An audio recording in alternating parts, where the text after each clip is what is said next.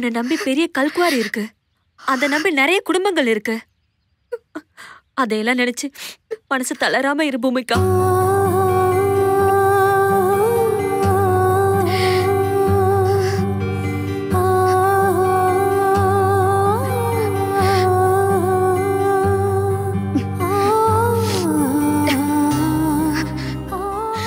சரிம்மா, வா. இனிமே என் குழந்தைக்காகவும் என் குடும்பத்துக்காகவும் என்னை நம்பி இருக்கிற என் தொழிலாளர்களுக்காகவும் நான் வாழறேன். இனிமே இந்த பூமிக்கா ஒரு புது வாழ்க்கைய நீங்க நினைக்கிற மாதிரியே ஆரம்பிக்க போறேன். நீங்களே பாருங்க.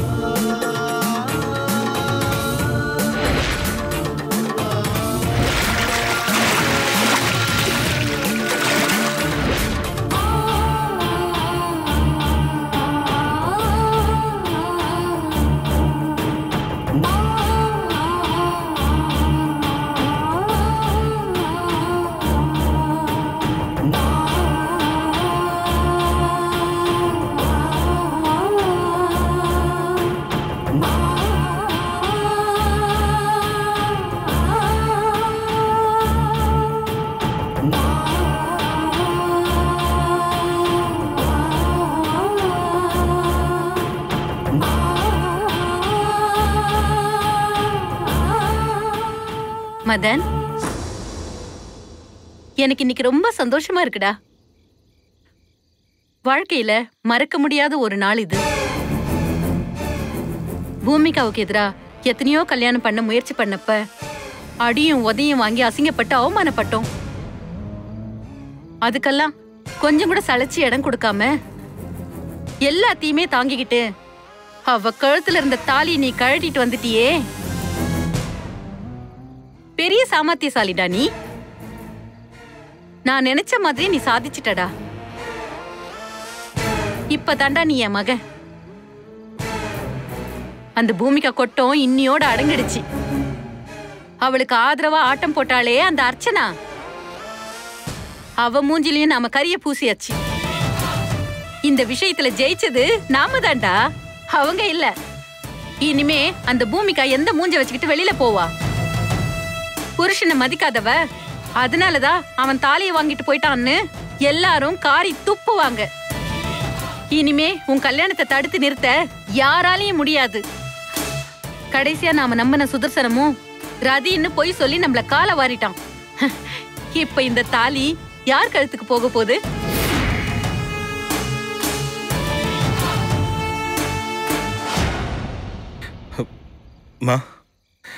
இனிமே இந்த தாலி யார் கழுத்துக்கும் போகாதுமா. என் கை இனிமே யார் கழுத்துலயும் தாலி கட்டாதுமா.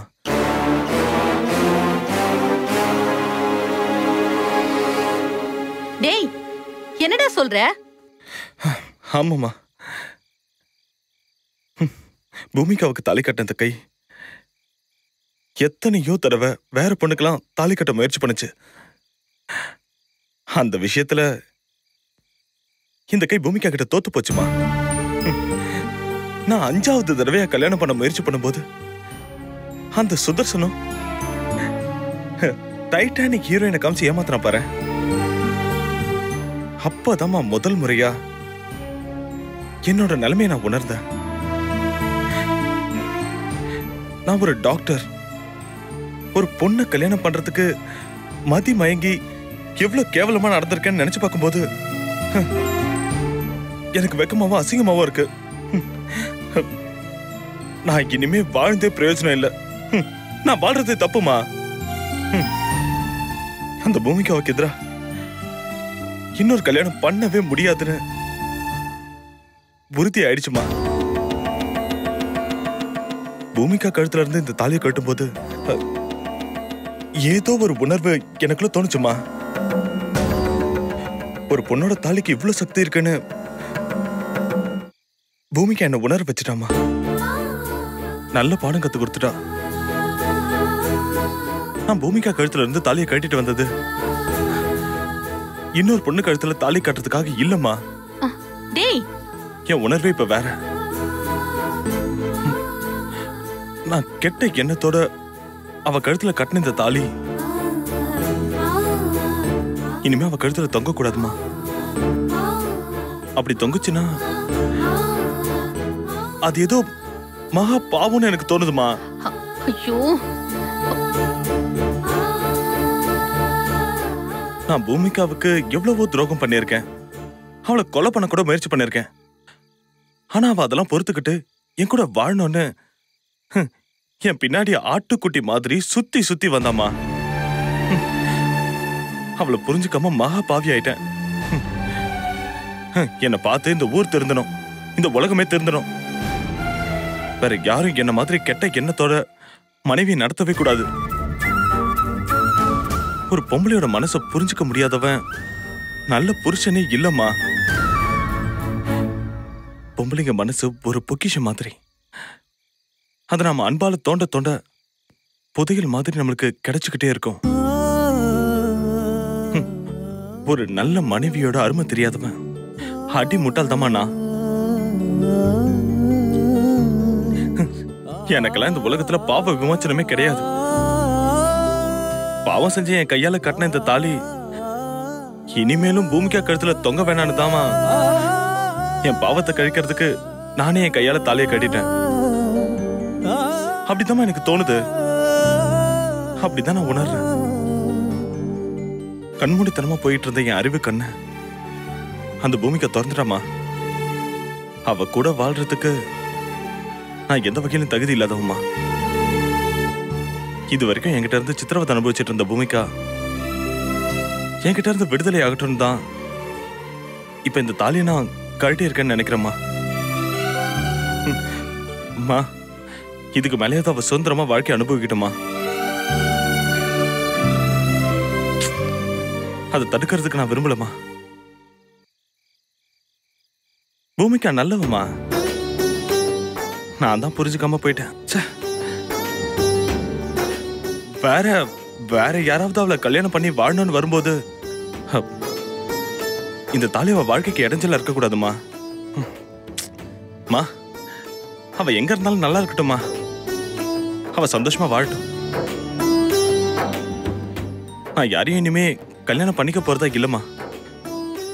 இதுதான் எனக்கு நானே கொடுத்துக்க போற தண்டனை. டேய் மதன், என்னடா பேசுற?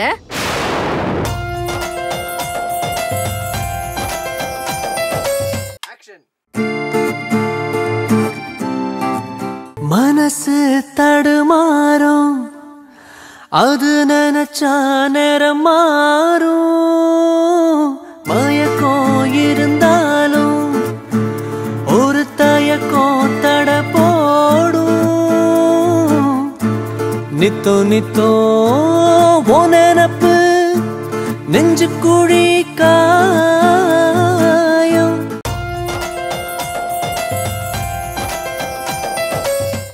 இதுதான் எனக்கு நானே கொடுத்துக்க போற தண்டனை. டேய் மதன், என்னடா பேசுற? இதுக்காகவா நம்ம 2 பேரும் இவ்வளவு கஷ்டப்பட்டோம்? அவ கல்யாணம் பண்றதுல உனக்கு என்னடா சந்தோஷம்? நீ இன்னொரு கல்யாணம் பண்ணாதான் எனக்கு சந்தோஷம். நீ தலைக்கீழ மாறி பேசாதடா. மா, பூமிகா கழுத்துல நான் கட்டின இந்த தாலி தான் என்னை இந்த அளவுக்கு மாத்திருக்கு. பரமா, கண்ணால பார்க்கும்போது இது வெறும் தாலி தான் தெரியுது. ஆனா என் கையால இந்த தாலியை கழட்டும் போது அப்பதான் இதோட மகிமை எனக்கு புரிஞ்சது. இந்த உலகத்துல உண்மையிலே தாலிக்கு பெரிய சக்தி இருக்குமா? அதை நான் புரிஞ்சுக்கிட்டேன். இன்னும் எத்தனை நூற்றாண்டு போனாலும் சரிமா, இந்த தாலியோட மகிமை இருந்துட்டே தான் இருக்கும். டேய் மதன், உனக்கு என்ன பைத்தியமாடா பிடிச்சிருக்கு? பேசாதம்மா. எல்லாத்துக்கும் காரணம் நீதான். என்னது? நானா? நானாடா? ஆமா, நீதான். உலகத்திலே ஒரு மோசமான தாய்க்கு நீதான் முன்னுதாரணம். ஒரு மோசமான பையனுக்கு நான் தான் முன்னுதாரணம். ஒரு தாய் எப்படியெல்லாம் இருக்கக்கூடாதோ அதுக்கு நீதான் உதாரணம். டேய், ஒரு மகன் தப்பு செஞ்சா ஒரு தாய் கண்டிக்கணும். என் தப்புக்கெல்லாம் நீங்க தான் துணை போன. என் மேல இந்த பாசத்துல நானும் உன்னை தப்பா பயன்படுத்திக்கிட்டேம்மா. அம்மா, இனிமே நீயும் நானும் பிரிஞ்சிருக்கலாமா? ஆமாண்டா. சுத்தி வளைச்சி எல்லா பழியும் என் மேல போடுறா. இப்ப கடைசில பிரிஞ்சிருப்போங்கிற. உன்னை விட்டுட்டு நான் எங்கடா போவேன்? நீ என் கூட இருந்ததெல்லாம் போதுமா. நீ பேசாம அப்பா கூட போயிடுமா. டேய் டேய் டேய் டேய் மதன், டேய்.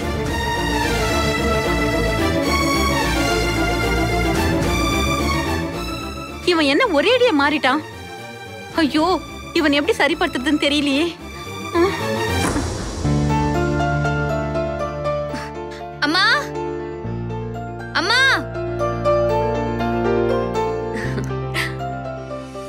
ஆபீஸ் கிளம்பிட்டியா? இதைத்தான் நான் உங்ககிட்ட எதிர்பார்த்தேன்.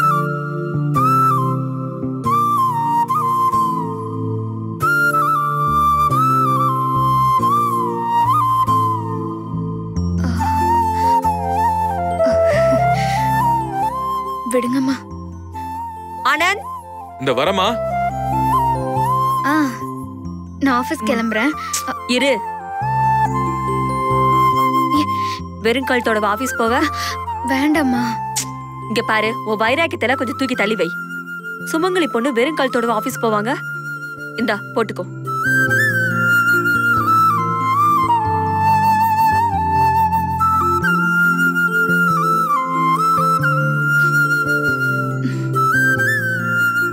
சரி, நான் ஆபீஸ்க்கு போயிட்டு வரேன். போயிட்டு வரேன். இருங்க இருங்க இருங்க, எங்க போறீங்க? அம்மா, நீங்க போங்க. போய் இட்லி எடுத்து வைங்க. சாப்பிட்டு தான் போகணும். போங்க. சாப்பிட்டு தான் போணும். வா. போங்கக்கா. வா வா. அம்மா, நான் போய் கடைக்கு போயிட்டு வந்துறேன். சீக்கிரம் போயிட்டு வா.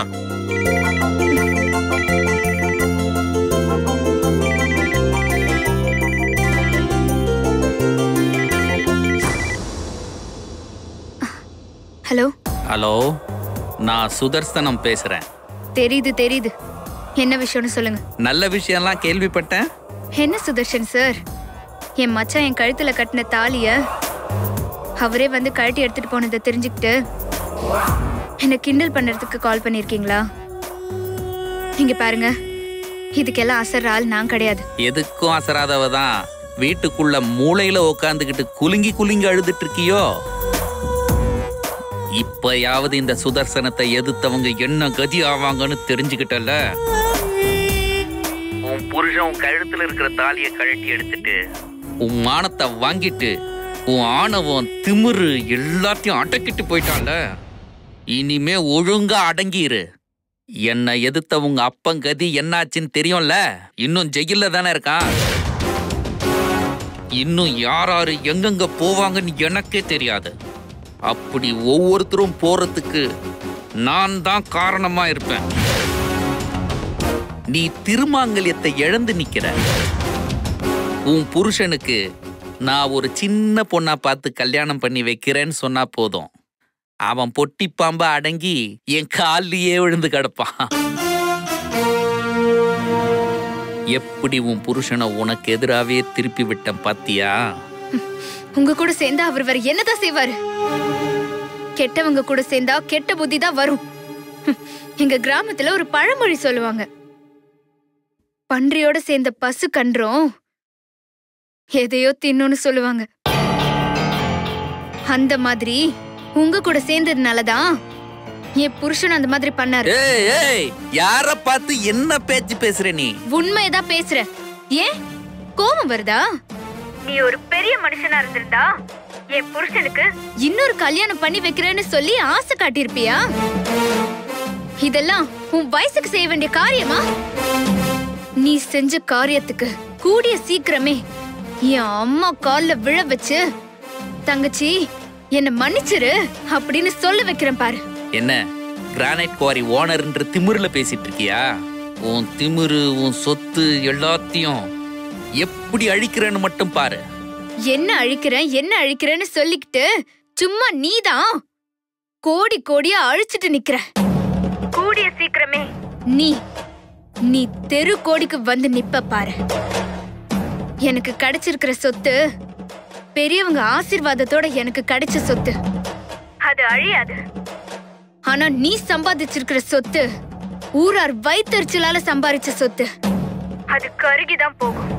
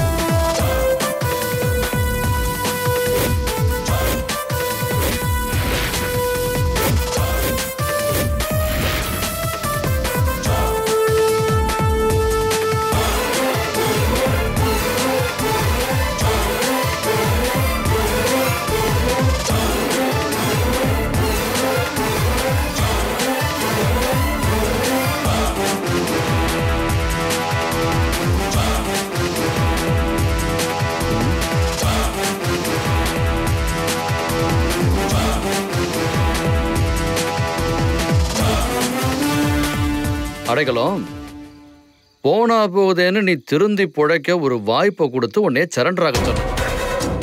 முதல்ல என் கை வேணும்னு கேட்ட, இப்போ என் உயிர் வேணும்னு சொல்லி உன் ஆளுங்களை அனுப்பியிருக்கிற. உன் ஆளுங்களை நீ பார்க்கணுமா?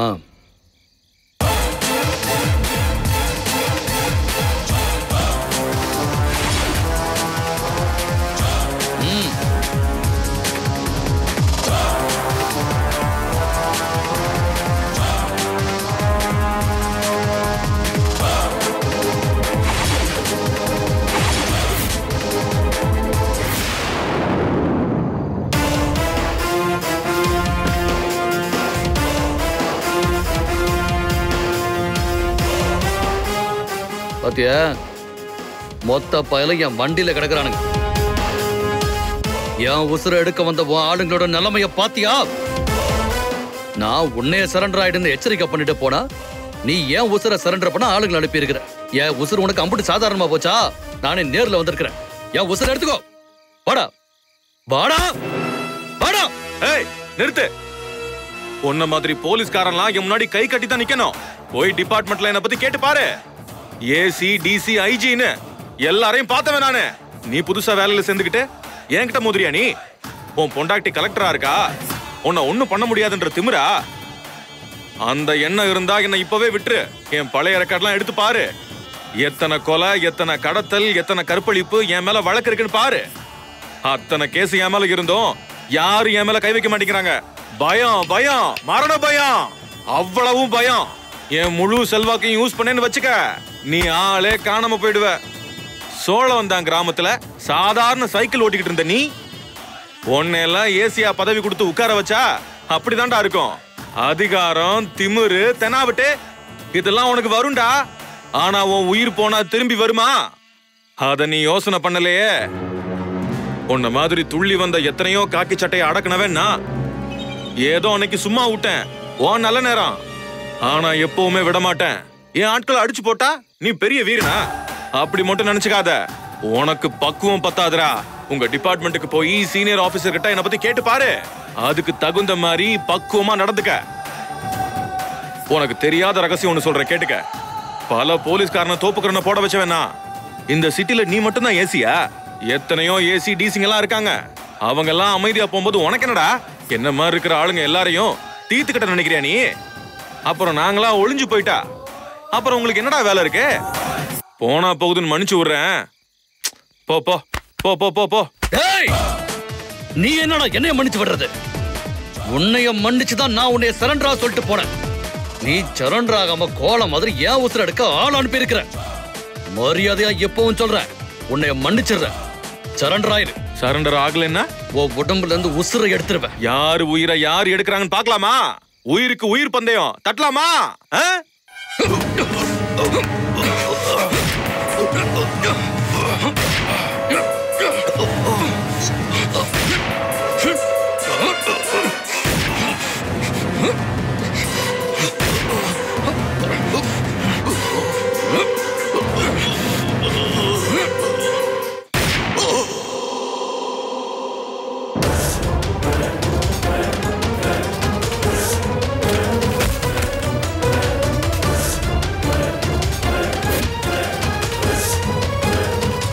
ஆம்புலன்ஸ்க்கு போன் பண்ணுங்க.